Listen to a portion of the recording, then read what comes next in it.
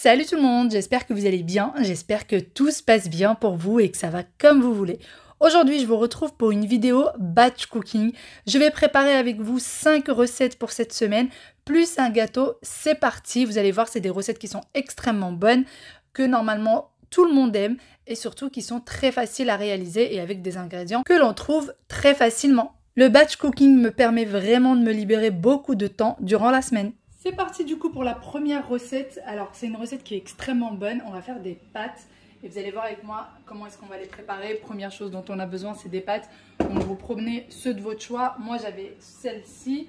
Ensuite j'ai besoin d'huile d'olive, de balsamique, vinaigre de balsamique, de tomates entières ou concassées de tomates. Vraiment vous utilisez ce que vous avez. J'ai besoin également de tomates concentrées. Du céleri, donc moi j'ai 2 branches et demie à peu près, 2 oignons, 4 gousses d'ail, une carotte, des feuilles de laurier, j'en ai pris 4, et j'ai de la crème de basilic. Alors ça c'est important, ça donne vraiment du goût.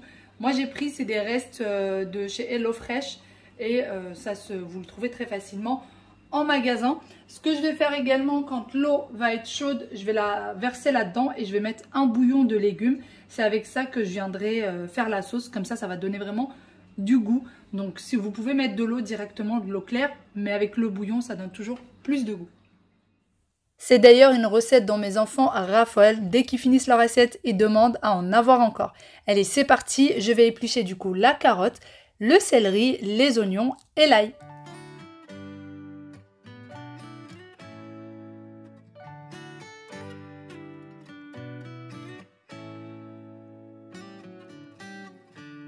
Pour un petit gain de temps, j'ai pris un saladier dans lequel je vais venir mettre toute la poubelle que mes recettes vont engendrer, les épluchures, les boîtes vides, etc.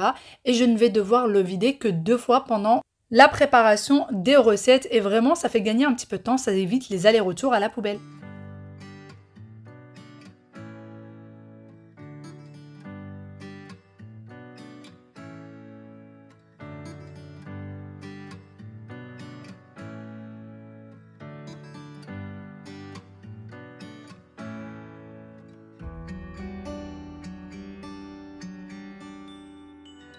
J'ai du coup coupé les légumes vraiment en tout petits cubes pour que ce soit le moins visible possible pour les enfants et qu'ils mangent beaucoup plus facilement. Ensuite, j'ai pris une casserole dans laquelle je suis venue mettre un filet d'huile d'olive. Donc prendre quelque chose de profond, c'est important.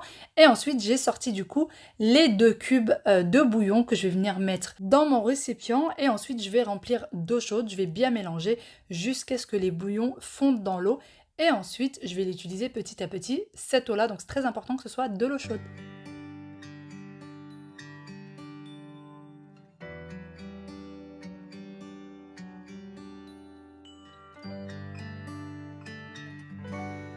Dans l'huile qui a fini de chauffer, je vais venir mettre les 2 oignons du coup que j'ai pré-découpés.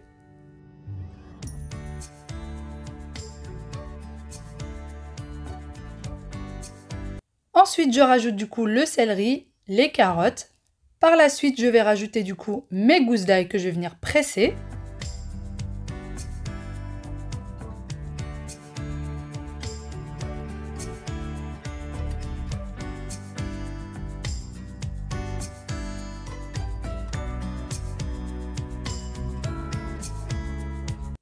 Je vais ensuite bien mélanger le tout et d'ailleurs n'oubliez pas à mettre à feu doux pour que les légumes prennent le temps de cuire tranquillement sans brûler. Je rajoute ensuite les feuilles de laurier et je continue du coup à bien mélanger. Donc là pour le moment ma cuisinière est sur 11, ensuite je vais bien la baisser, je vais couvrir et je vais laisser vraiment cuire à feu très doux. Je ne vais pas du tout rajouter d'eau, si vous laissez cuire à feu doux vous n'avez pas besoin de rajouter d'eau. Vous voyez quand je mélange ça n'a absolument pas collé. C'est vraiment pendant toute la cuisson, peu importe ce que vous faites à manger, c'est très important de faire cuire les aliments à feu doux. Ainsi, ils prennent vraiment le temps de donner toute leur saveur.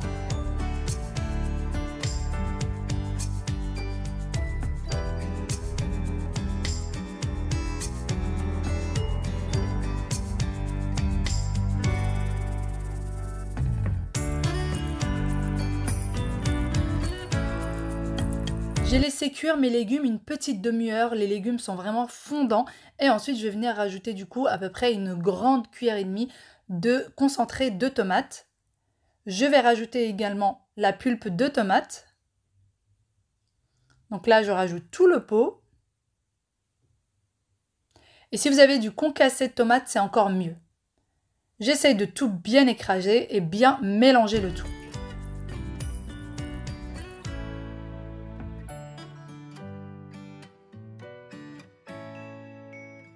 Ensuite, je rajoute les épices et là vraiment vous mettez ce que vous souhaitez, les épices que vous avez l'habitude de mettre. Donc pour moi, ça sera du sel, du poivre, du curcuma, du gingembre.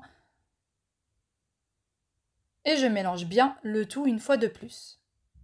Donc vraiment, il ne faut pas cesser de mélanger. Je rajoute ensuite du vinaigre balsamique et je vais rajouter 4 cuillères de vinaigre balsamique. Donc si vous n'aimez pas ça, n'en mettez pas. Je mélange encore une fois.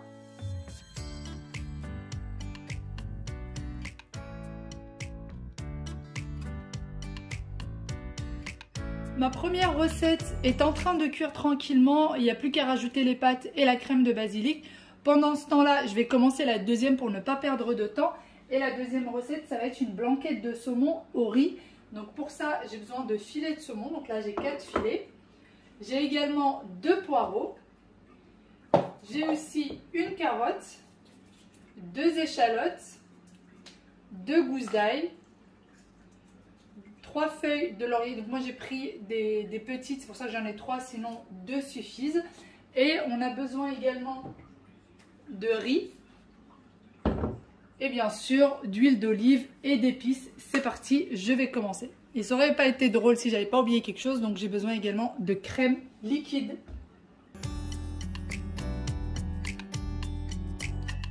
Avant même de commencer ma deuxième recette, je jette quand même un petit coup d'œil sur ma sauce pour être sûr que ça n'a pas collé. Et ensuite, comme pour la première recette, je vais venir d'abord éplucher tout ce qu'il faut. Donc je vais éplucher les échalotes, les poireaux, la carotte et l'ail. J'ai toujours mon récipient qui me sert un petit peu de poubelle et je ne le jette pas tout de suite. J'attends d'abord de le remplir. C'est dommage, je n'ai pas de potager, je n'ai pas de compost, pardon. Ça aurait bien servi.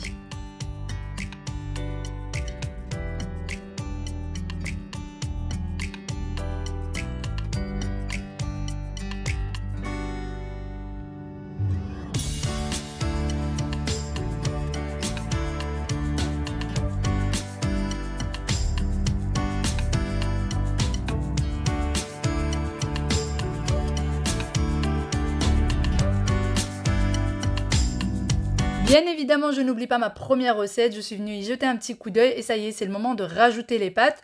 Donc c'est selon la quantité de sauce que vous mettez. Moi j'ai mis vraiment un petit peu à vue d'œil. Ensuite je vais rajouter du coup de l'eau. Pour ce qui est de la quantité d'eau, pour ma part j'en ai rajouté à 2 reprises puisqu'il y a eu un moment où je trouvais que la sauce était beaucoup trop épaisse et que les pâtes n'étaient toujours pas assez cuites à mon goût. Donc j'ai rajouté de l'eau une fois de plus.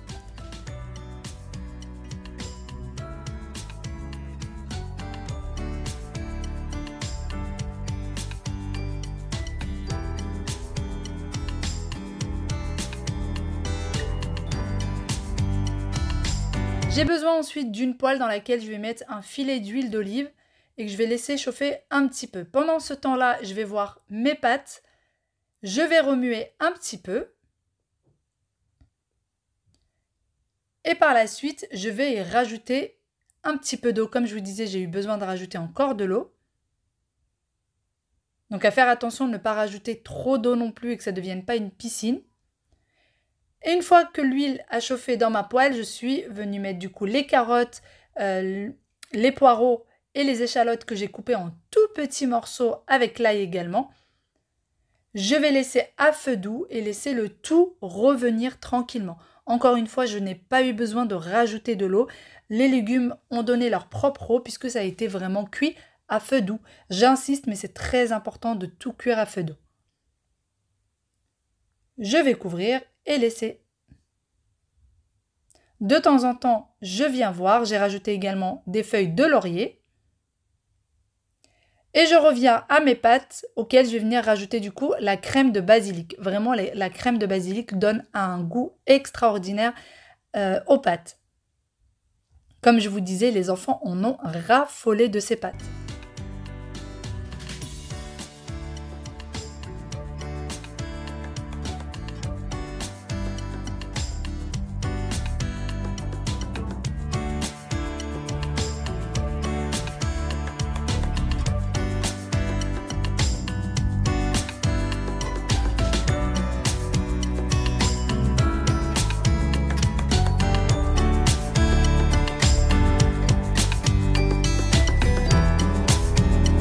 Les pâtes, quant à elles, sont toujours en train de cuire et ensuite je vais passer m'occuper du saumon.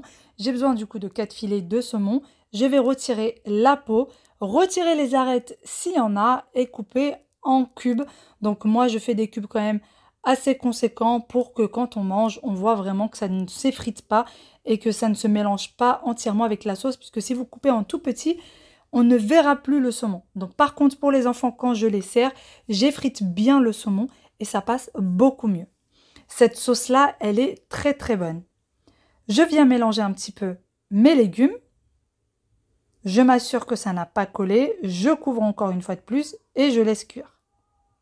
Donc moi, comme vous l'avez vu, en moyenne, je laisse le tout cuire sur 6.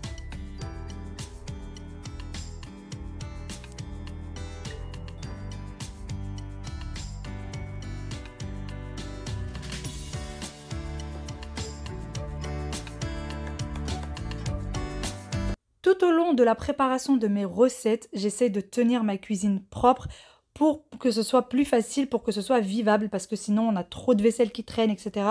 Je me suis également assurée que le lave-vaisselle était vide avant même de commencer et je l'ai rempli petit à petit, comme ça ne traîne pas trop et c'est pas non plus que ça ne devienne pas trop une corvée. Déjà préparer à manger et rester 2 heures en cuisine, pour ma part ça m'a pris 2h30. En cuisine, eh bien, c'est beaucoup. C'est en plus, on est envahi par la vaisselle et envahi par le bazar. C'est vite insupportable. Comme vous l'avez vu avec moi, j'ai rajouté du coup les épices. Et ensuite, je vais venir laver mon riz. Donc le riz, c'est les quantités, tout dépend de votre famille. Je viens bien le laver pour retirer l'amidon. Donc je le lave à 2 reprises. Vous pouvez le laisser tremper un petit peu dans l'eau. Et ensuite, je retourne à mon mélange. Je vais venir mélanger un petit peu. Il faut vraiment laisser le temps aux carottes de cuire et qu'elles soient bien fondantes.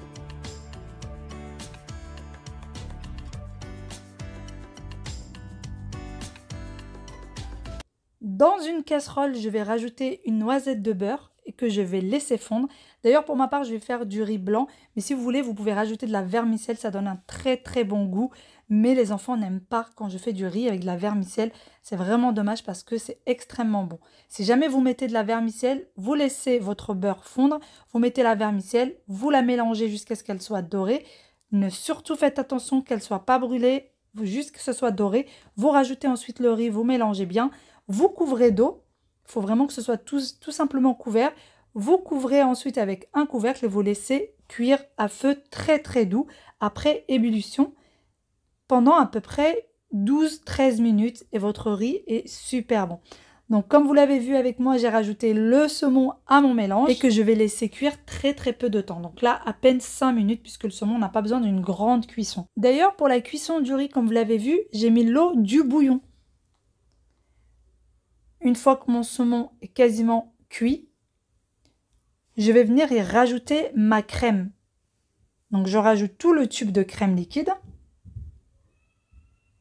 Alors c'est pas grave si vous trouvez que c'est trop liquide, ne vous inquiétez pas, la sauce va s'épaissir.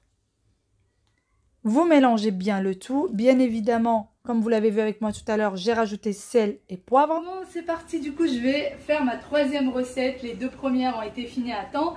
Le riz est encore en train de cuire, il lui reste 3 minutes de cuisson et ensuite je pourrai le mettre de côté.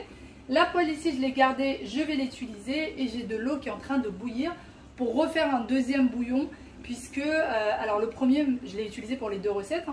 Je trouve que ça donne beaucoup plus de goût que de l'eau claire. Donc vous mettez dedans ou des cubes de bouillon de poulet ou des cubes de bouillon de légumes, etc. Vous verrez, ça donne beaucoup plus de goût. Donc la troisième recette, ça sera des lasagnes aux épinards. La recette est excellente, n'hésitez pas à l'essayer et me dire ce que vous en pensez. Pour ça, on a besoin du coup de 400 g d'épinards. Moi, j'ai pas d'épinards frais à la maison, donc j'ai utilisé le surgelé. Ça faisait un moment que j'avais des épinards surgelés, il fallait bien les utiliser un moment. Ensuite, j'ai besoin de crème fraîche. Vous pouvez utiliser également de la crème liquide. J'ai besoin de 400 ml. J'ai également besoin de farine, de beurre, 2 oignons, 3 gousses d'ail, 2 poireaux, d'origon, une pincée de noix de muscade, un petit peu de sel bien évidemment, du fromage râpé, des feuilles de lasagne. Donc moi j'ai des feuilles de lasagne fraîches. Je prépare du coup le deuxième bouillon de la journée. Mon riz est quasiment cuit, donc je vais le retirer une fois qu'il sera cuit.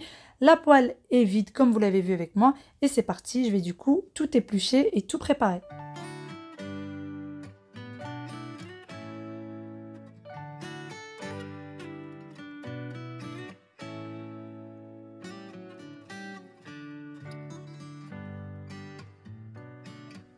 Dans une petite casserole dans laquelle j'ai mis un petit peu d'huile d'olive que je laissé chauffer, je vais mettre les poireaux que je vais laisser cuire à feu très doux.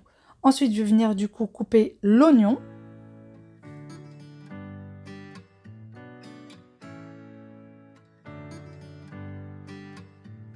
Les poireaux, quant à eux, continuent à cuire à feu doux et dans ma poêle, je vais mettre l'équivalent de 6 cuillères à beurre que je vais laisser fondre. À faire très attention et ne pas les brûler. Je remue un petit peu les poireaux, je m'assure que ça n'a pas collé. Comme toujours, il faut toujours s'occuper des 2 recettes en même temps. C'est un peu le but du batch cooking.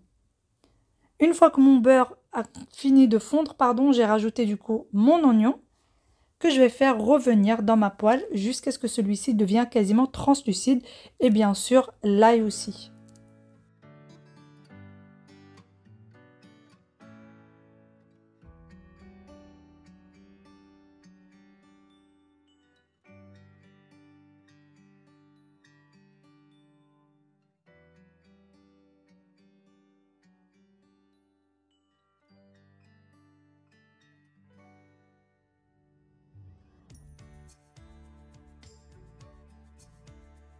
Après que mes oignons soient devenus translucides, je vais venir rajouter de la farine et j'ai besoin de 4 cuillères à soupe de farine.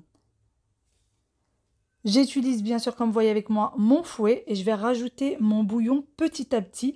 C'est un petit peu la béchamel dont on aura besoin. Donc je mélange bien pour ne pas faire de grumeaux, c'est très important. Je rajoute mes épices et je mélange bien. Et ensuite, je vais venir rajouter du coup mes épinards. Et je vais laisser cuire un petit peu pour que ça puisse fondre un petit peu parce que les épinards étaient encore un petit peu congelés. Je vais les aider aussi un peu avec la spatule, bien tout écraser et bien tout mélanger. Couvrir ensuite et laisser cuire tranquillement. Par la suite, je vais rajouter une bonne poignée de fromage râpé et je rajoute également les poireaux que j'ai fait cuire à côté. Je mélange bien le tout. Je rajoute ma boîte de crème fraîche, mes 2 boîtes de crème fraîche. Je mélange bien. Et ensuite, je mets de côté. Je sors du coup mes feuilles de lasagne fraîches. Alors c'est vous qui choisissez si vous voulez des lasagnes fraîches ou pas. Et je viens mettre du coup une étape de ma sauce, ensuite des lasagnes fraîches et ainsi de suite. Je vais mettre mon fromage râpé ensuite par-dessus pour que ça gratine, mais au milieu, il n'y a pas besoin de rajouter le fromage râpé. Essayez. Alors, c'est toujours mieux avec des épinards frais, mais c'est aussi bon quand même avec les épinards surgelés.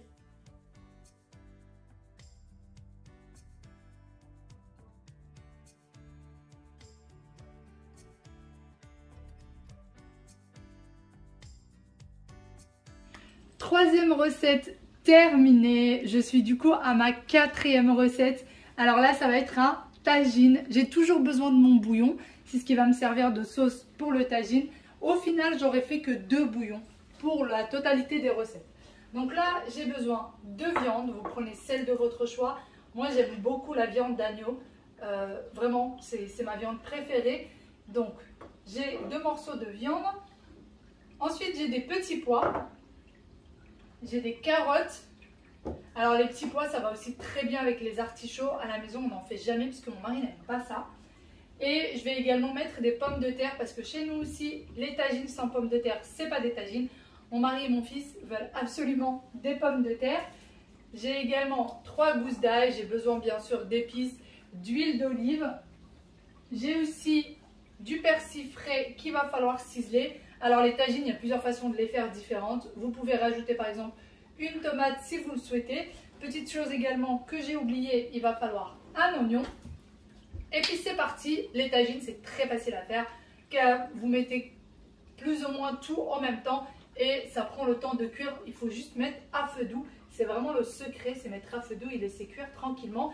Et ne pas mettre trop de sauce, il ne faut pas que ce soit une piscine. Il faut que la sauce soit assez épaisse pour qu'elle soit bonne. Allez c'est parti, on va faire ça.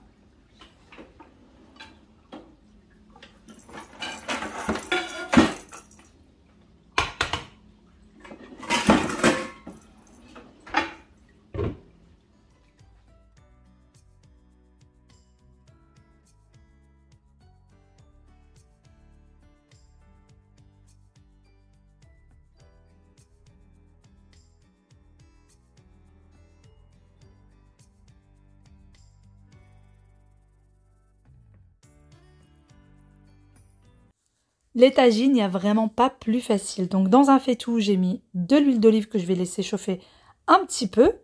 Ensuite, je vais rajouter du coup la viande que je vais faire revenir un petit peu. Une fois que j'ai bien fait revenir ma viande, je vais rajouter du coup mes oignons et mes carottes. Quand j'ai des carottes dans les tagines, je les mets toujours en même temps que les oignons. Ça donne un très bon goût. Et en plus, les carottes ont besoin de beaucoup de cuisson.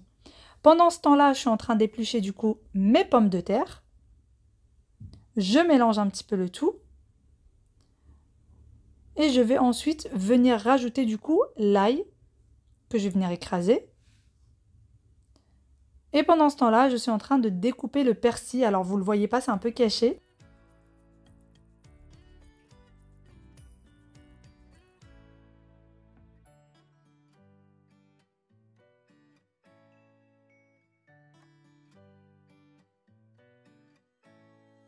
Une fois que j'ai bien fait revenir les carottes et les oignons pendant un peu plus de 5 minutes, je viens rajouter du coup les pommes de terre.